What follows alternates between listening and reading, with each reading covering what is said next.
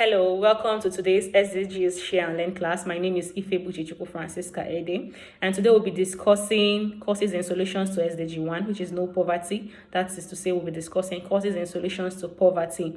And this conversation is something people have different opinion on. Some will say that the causes of poverty for them is laziness. One is lazy, and that's why he's poor. Someone will say one is poor because of intergenerational cause. Nobody has been rich in their family.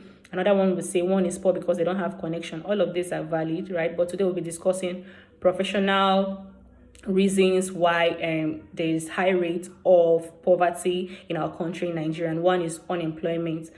If you don't earn, how then do you become rich? How then do you sort your basic needs? Two is no social protection services. The things the government are supposed to provide for us, we end up spending to get them. We don't have access to them, even when the ones that they have said to provide are almost below standard. Again, it's bad governance. So sometimes when there are resources, there are budget for some of the programs that is needed to alleviate poverty, these resources get embezzled and get hidden, and at the end of the day you don't meet the targeted audience for it. Again, it's income inequality. Some companies pay male staff more than they pay female staff, with the excuse that male staff spend more. I don't know how they do that, but then that should payment should be on the basis of educational qualification, expertise, or year of service, right? Again, it's poor education, whether formal or informal. You need knowledge, you need skills to excel in whatever area of work you are most interested in or you want to earn from. Again, it's conflict and instability. Conflict and instability have affected many regions in the country where people are migrating from, their homes, the properties they have, the resources they have, to another place where they have nothing to start life with, maybe because of issues of like farmers herders crisis, right? And most of these people are farmers. They leave their farmland, they are all dependent on agriculture, they live to another place. What then do they result to? They result to begging and being in the streets to find a way to survive, and all of this contributes to poverty because now they are not working, they are not earning, they depend on others to give them, and so that's not a way to improve a country's economic growth. Solutions to this is now the opposite of what we have said. So if I have said that poor education causes poverty, now the solution to it will now be quality education. But then there are two important solutions I want to mention, which are mobilization of greater local and international resources, and this is where NGO comes in. They write proposals to access grants, and they use some of those grants for poverty alleviation programs, skill acquisitions for targeted audience, especially in marginalized communities and underrepresented communities. Another one is social protection services.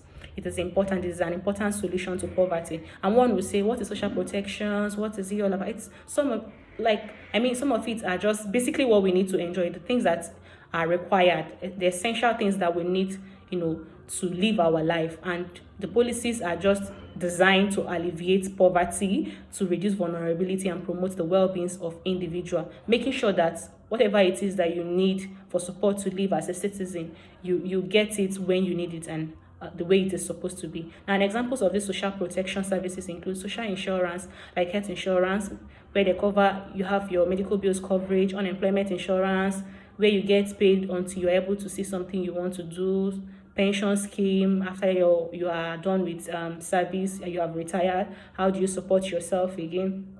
Education insurance, fire insurance. We see instances where people's business gets burnt down entirely, millions burnt down, with no way to help them, with no way to compensate or help them start life afresh and all that.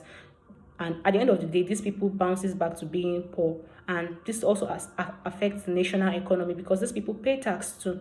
Again, in social assistance like parental care and child support, when a child is given birth to, it is expected that there is a support for them. But in most cases in Nigeria, we don't see this. It's only maybe when the news have trended that somebody gave birth to a triplet, quadruplet, you will see some public office holders within those regions go and take pictures, gift them, and that's all. Again, supporting parents in terms of contingencies that happens, like old age, maybe illness, disability, asylum, and all that. Again, it's food assistance programs.